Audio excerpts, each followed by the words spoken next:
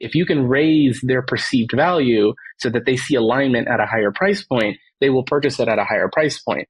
Welcome to Honest E-Commerce, a podcast dedicated to cutting through the BS and finding actionable advice for online store owners. I'm your host, Chase Clymer, and I believe running a direct-to-consumer brand does not have to be complicated or a guessing game. On this podcast, we interview founders and experts who are putting in the work and creating real results. I also share my own insights from running our top Shopify consultancy, Electric Eye.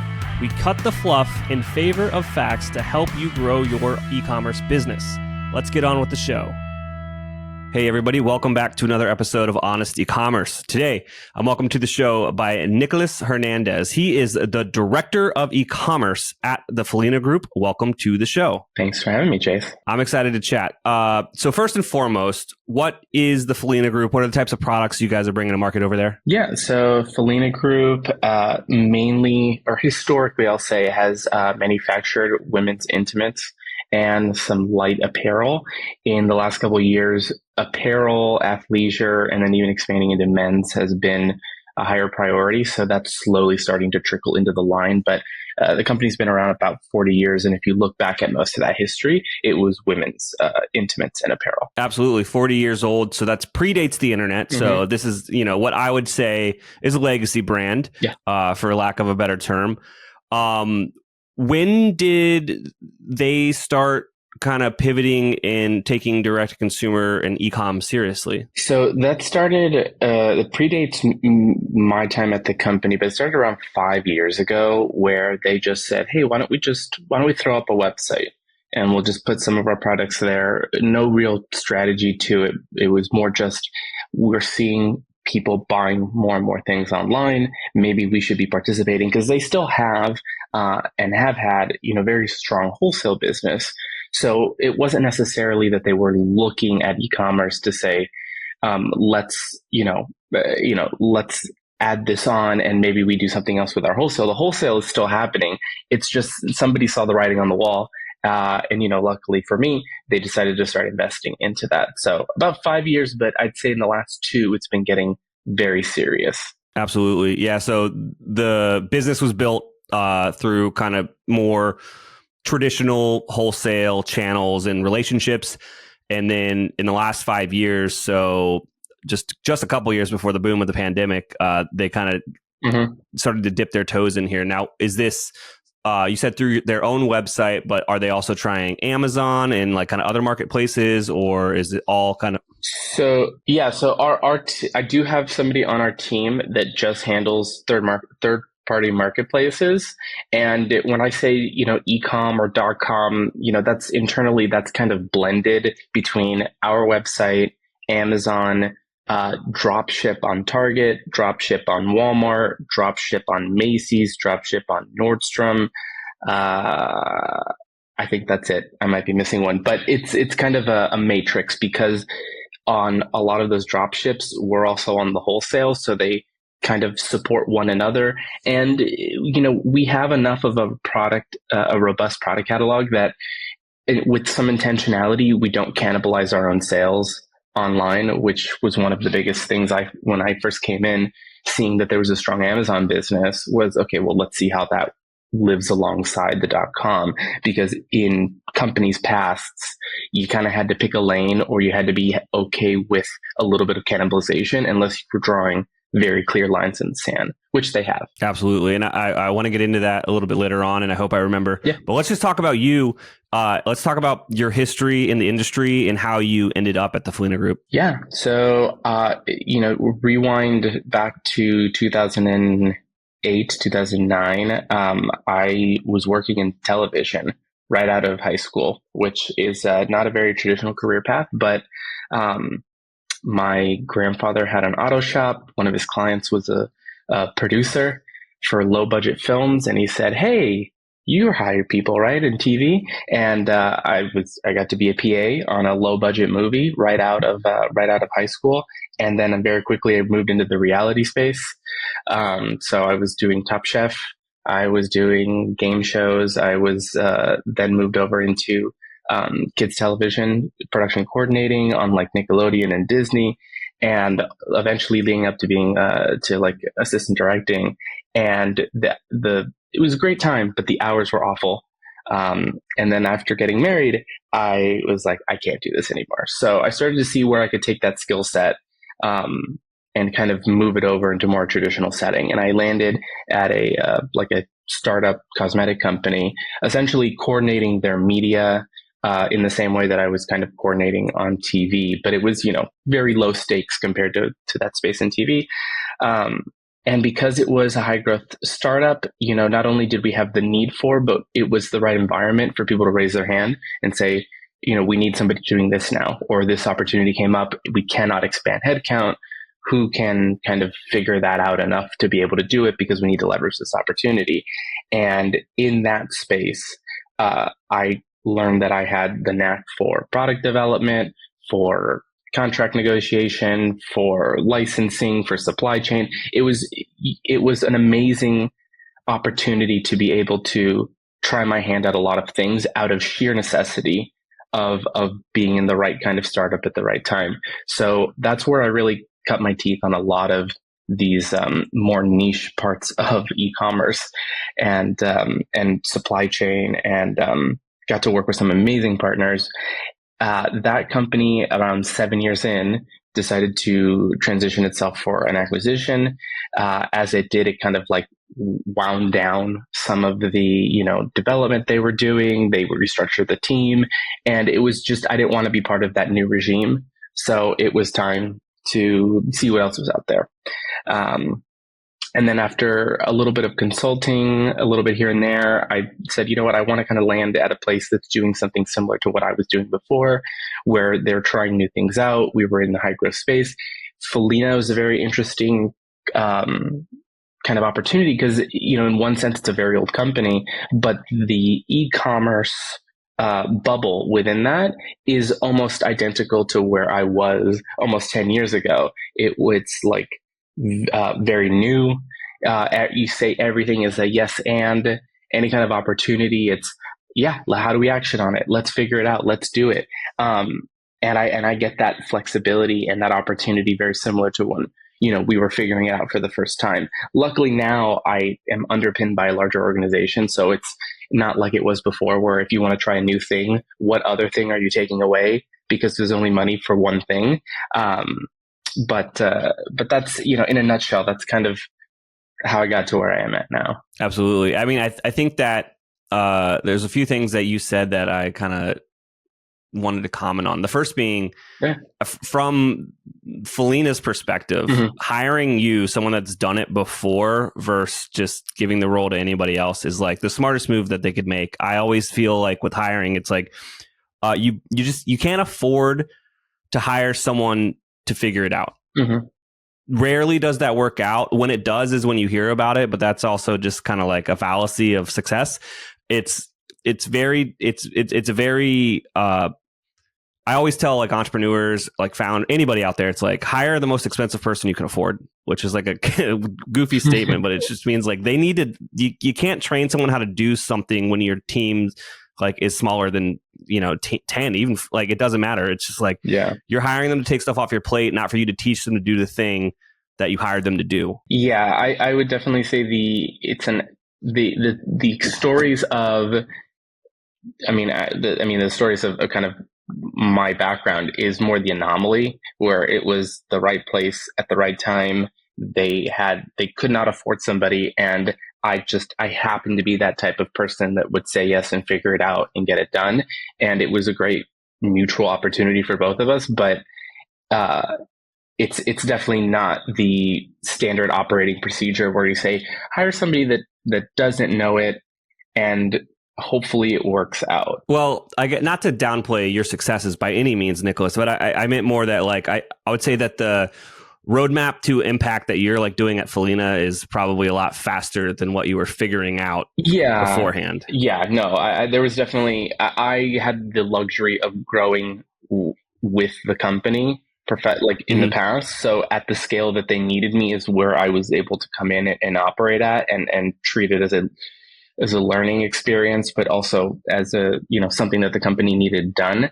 But I will say that I think my time, and this is just personally for me, my time in television and going through the insanity that is that world of TV, really gives you a thick skin, and prepares you for startups in a weird way. So coming out of TV into this space where it was just tons of pressure, it's like I came from a world where like pressure meant like figuring something out in a matter of hours.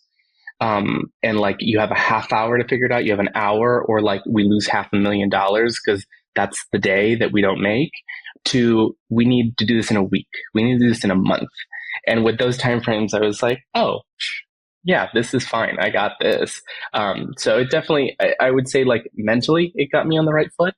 Yeah, no, that's amazing. It's so true that just like making choices, failing fast, learning from mistakes, like that's startup 101. But when you're in an environment where it's like the deadline isn't moving, regardless of any external factors, you get creative and you figure out how to solve for things. Yeah, there's that definitely came up.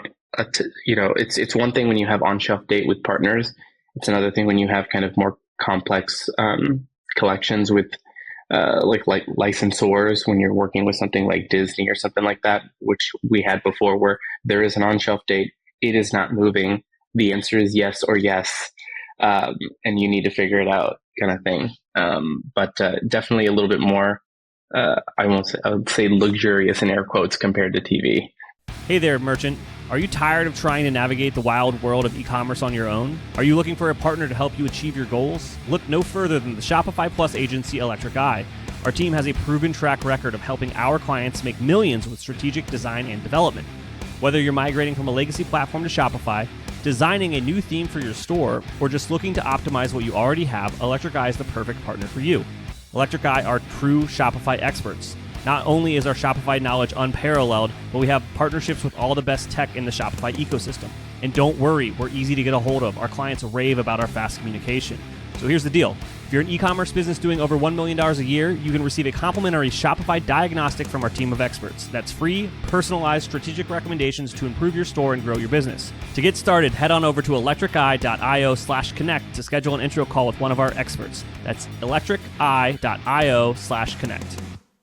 When you were hired, what was some of the initial like bullet points that you guys were looking to execute on in your first, 90 days, 6 months, year? So first up for me was kind of taking stock of what had previously been done. And the previous team, I wouldn't say came in to the tech stack and to the overall kind of e-commerce funnel with architecture mindset.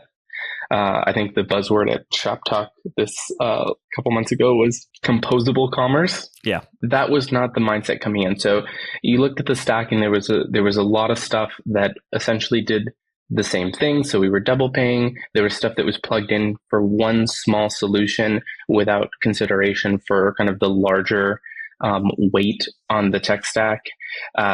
We were in the midst of an initiative. I came in mid-initiative on refreshing the website. So that it all kind of like landed at the same time. But really within the first 30 days, I was evaluating the entirety of the tech stack and seeing what we were going to consolidate or what we were going to just straight up cut. Because there was stuff that was sitting, not only on the stack, but more importantly on our P&L that I was, nobody knew what we were paying it for. Nobody remembered the solution, and people were like, I think somebody set that up, I think at some point, but we were still paying for it. So it was just kind of coming in with some, e-com, direct to consumer fundamentals, from a very lean kind of background to say, we could be saving X amount just right off the top with absolutely no growth because we're just a little bit too inflated on what our stack looks like. And then after that, it moved to kind of working on each individual part of the funnel and seeing what needed the most work. But I would say like right off the bat, I was like, where can I make an impact immediately? And cutting costs on things that we genuinely did not need was, to me, that was an easy win. Absolutely. I mean, there's a book, and I don't think I've talked about it on the show before because I don't want to get hit with one of these from like a vendor side of things, but it's called Double Your Profits by Bob Pfeiffer. Okay. And it's 50 pages, 75 pages. And it's just This guy was ruthless with expense cutting. And one of my key takeaways there, he was just like, when you're, obviously if you're not reviewing your expenses every quarter, maybe even every month, like start doing that. But some of it was like, what are we even paying for here? And he said, he's like, just stop paying for stuff and see if anyone complains. It was like one of the strategies. It's like some of these things just don't need to happen. There was so many like good ideas in there, but then there were some like funnier things like that. He's like, just stop paying for it and see if someone complains. Like you'll never know. It like half the time it just works itself out. Did he work at McKinsey? Probably. I mean, it's definitely written in that regard, but it's a fun little read, and there are some good takeaways, and then some more like ruthless takeaways that I probably would never do. But that was a fun little book that I read, and you reminded me of that. It's funny. We did something very similar. One of the things first cleaning up in it, like not so much consumer facing, but just internally to the department, we had issued. Kind of without, again, a structure in mind, a lot of credit cards for the department to bill different types of solutions. And that was one of the things I was like, okay, we need to consolidate this because like their accounting is coming asking for receipts. And I have like 2 charges for one thing over here. I have our meta spend landing on this other card. I have 3 tools I don't know about on this other one. And for some of them that we genuinely were able to say, okay, I don't think we're using this. I don't see it anywhere. This is probably an old thing. I'm going to just cancel that card. And when the auto payment doesn't run through, they will reach out to us. And then I will have a very clear picture of what was getting paid for what. And it was honestly for, when you're looking at doing something just in the interest of time, and I could spend, probably 2 days diving through archive emails from the previous team trying to find the solution, or I could just, cancel the card and that $50 a month charge will manifest itself to the top of my inbox because they will say, hey, your card didn't go through.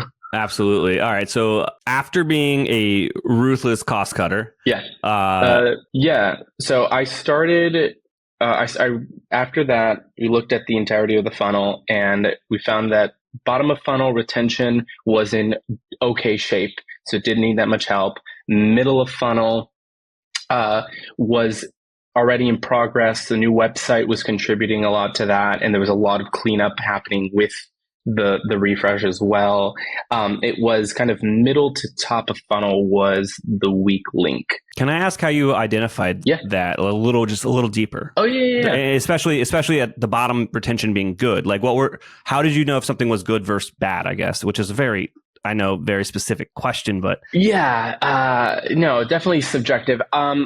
Really just looking at the our internal KPIs, which is on top of the normal kind of, what is our return? What is the retention rate, repeat purchase rate, things of that nature.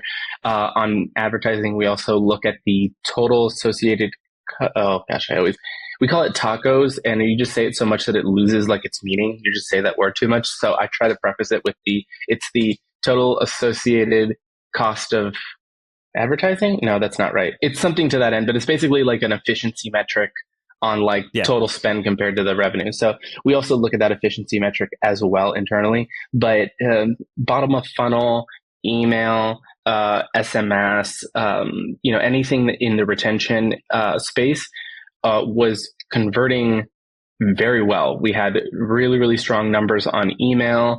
Every email we sent out was consistently delivering revenue. When you looked at our on-site metrics on and kind of like overlaid when we sent out promotions to existing customers, we had a 30 to 40% open rate, and about half of our customer base every single week would action on an email. So I had this interesting phenomenon, zooming out a little bit, that every month we had about 50% new customers coming in because through wholesale channels that they'd buy it at a wholesale location like a Costco or something.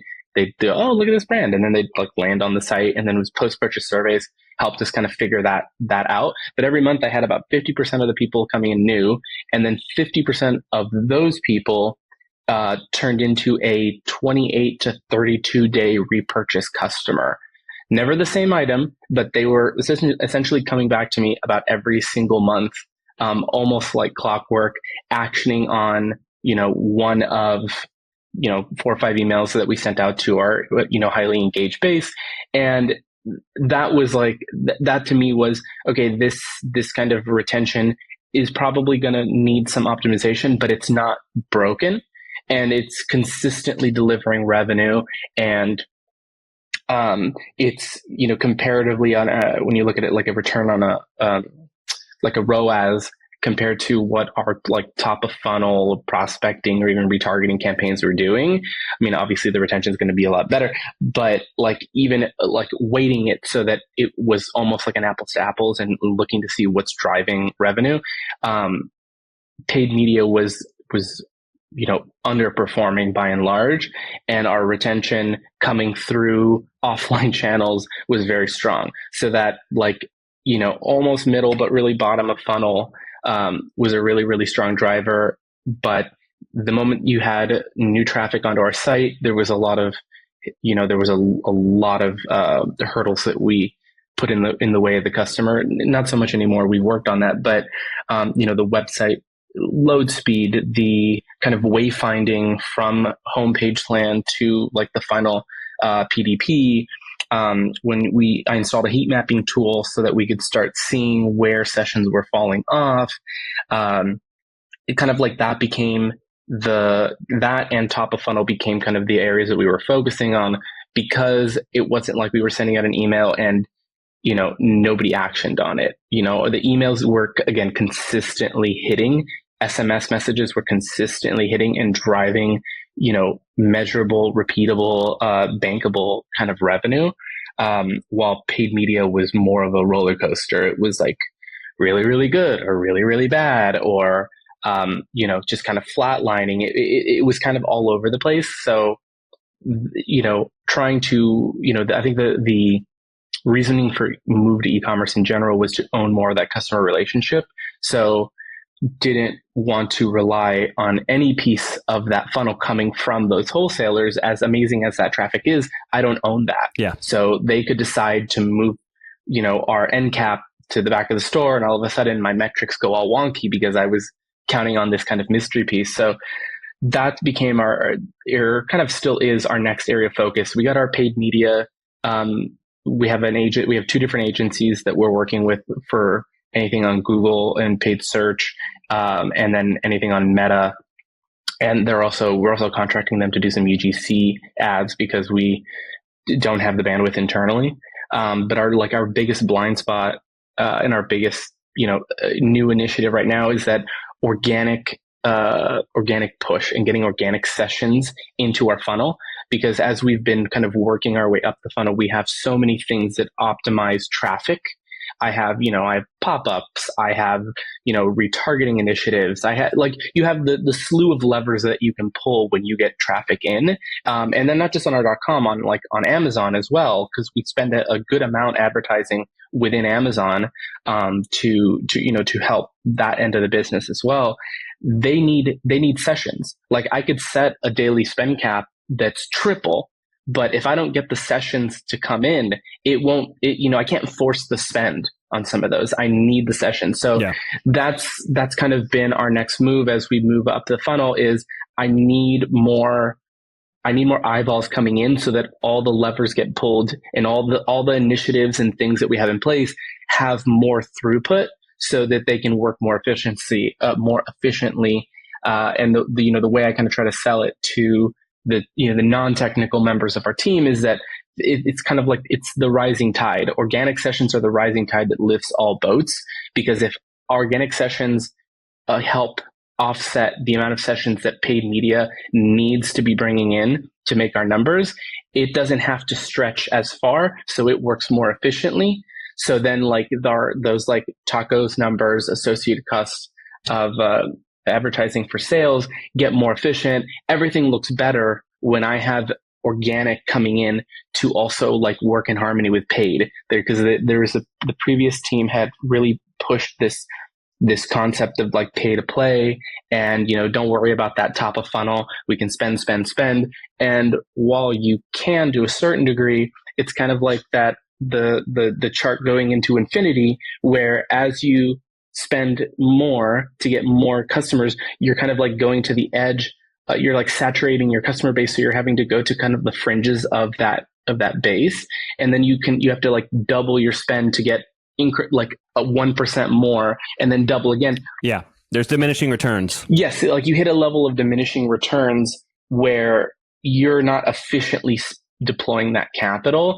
And if you could get in organic sessions to help get those numbers up, then paid media needs to represent a smaller portion, so it operates much more efficiently. And that's kind of been our next big unlock, or soon to be unlock, is kind of that getting those top of funnel sessions consistently and measurably coming in the same way that we can look at the bottom of funnel and like just, not have to worry about it because we know that our people show up. Absolutely. I mean, I think that the first thing I really want to highlight here is, you glossed over it, but the post-purchase survey told you what was broken, quote unquote, on your website, right? It helped you clearly identify it. And I think that a lot of merchants are flying blind to where they're actually getting customers from. They're using attribution that likes to over attribute. And obviously there's amazing tools out there that help you understand attribution as it's coming in, but you could also just ask as it's coming out and get a more realistic idea. Because wholesale doesn't, that whole wholesale thing, there's no way to track that with like a pixel. You would only know from a survey. Yeah, it's like a black box. And I think sometimes people maybe underestimate what they can just ask their customers. Oh my God. I talk to dozens of merchants a week, and I'm like, hey, like, when's the last time you ran a customer survey? And they're like, 2004. They're like, they're not going to answer. Nobody's going to answer. You're like, if they're engaged, or, they will answer. Post-purchase is the easiest one because they're right there. Yeah. It's like, we make it very easy. It's like one button. Did you hear about us from Facebook, from Google, from Costco, from, and like a half a dozen other retailers. And it's one button for us. It really, that plus the heat mapping to show where sessions were falling off, I think was the first, were the first two pieces of, I will say, like, data that was really interesting to non-ecom people.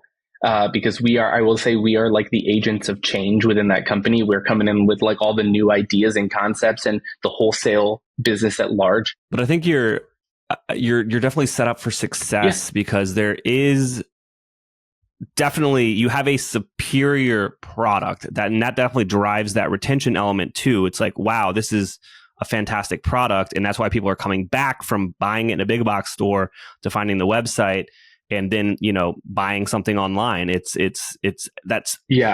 Everything's easier if you have a good product. And I will say that was another, like, one of the first things, like, when I came in and I start kind of like getting a lay of the land, inevitably from my past in like product development, and I'm like, okay, what are we selling? Like, let me look at it. What are we doing? And I really quickly realized, we over manufacture this and don't know how to sell it to the customer. And unfortunately, we're kind of locked in now on where our pricing kind of sits, but they overproduce it. Like, our dev cycles are like 11 months. They put way too much effort into the product. The materials are phenomenal and should be honestly selling for 3 times the cost.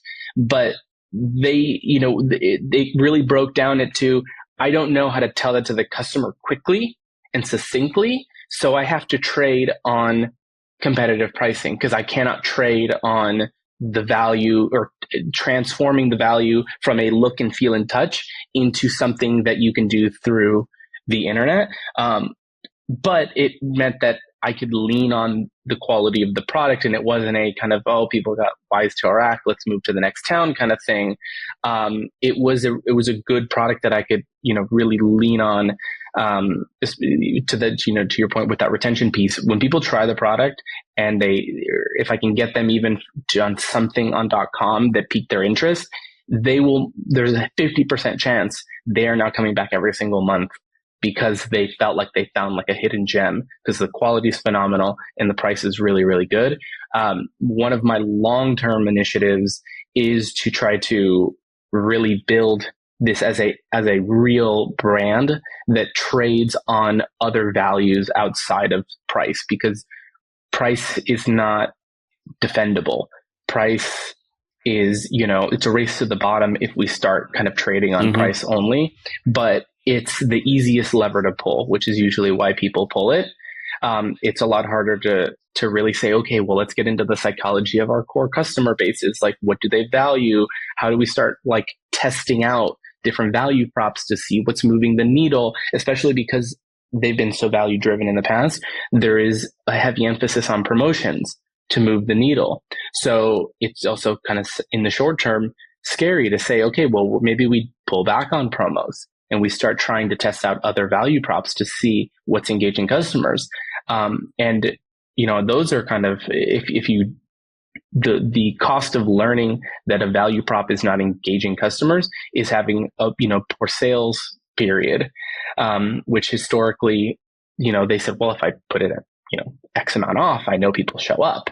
And that's been another kind of interesting one to say, well, they show up because they see an alignment between the perceived value of the product and the price that you're giving to them. If you can raise their perceived value so that they see alignment at a higher price point, they will purchase it at a higher price point. It is not just that, it was on discount, they only ever buy on discount. It's more about, it's not as grabby. You can't just like point to that in like a little quip in a meeting. But I do think that overall, like, it's perceived value, and then the price that you're putting it at, and misalignment is what causes people to not purchase, not that they don't fall into this camp or they need it to be on promo, or you know what I mean? Like all these other kind of like a lot shorter ways people try to write off that mismatch. And that that from my time in beauty, it was in the premium space. In beauty, it was a premium beauty brand, but we would do like limited collaborations. And, we did one with ABG for the estate of Marilyn Monroe. And I had this box, this wood lacquer box with gold inlay. We bought pieces of Marilyn Monroe's vanity at auction, and we recreated the componentry. Like, we opened molds so that this thing looked like it came right off her vanity, because it did, because we had the originals. And normally we were selling products at $25 to $45 on the high end. So squarely in premium. This box was $500. It was way, way higher, but we set the expectation and we conveyed the value so well that I sold out of that in 3 minutes when it went live on the website, because people got it. They didn't go, oh, 500, really? We had people like saying, I had to figure out how to pay for this. Like, I put it on a couple credit cards. I asked my friend to buy it and I paid him back. Like, they saw it, they connected, they got the value. $500 was not the issue at that point, because they're like, I need to have this. And that is something I carry with me, after leaving that space, is that if you can help show alignment at whatever the price point is to their perceived value, the price kind of, not to say it's not relevant, because if they don't have like $1,000, they're not going to buy something that's $1,000. But when you're in that like premium consumable sub $100, that there's maybe some play around money, you can show alignment with their perceived value. It becomes a different conversation. You're not talking about price. You're talking about something else. You're trading on something else at that point. Absolutely. Nicholas, you're just a wealth of knowledge here. Is there anything I didn't ask you about today that you think would resonate with our audience? I would say start looking at, in a new role, or if you're currently having some struggles, start with the funnel. I mean, I know it's like been like beaten to death on like in e-com lingo, but start with the funnel. I'd start at the bottom with the people that that you have, because they are the least expensive customers to try to turn into returning customers.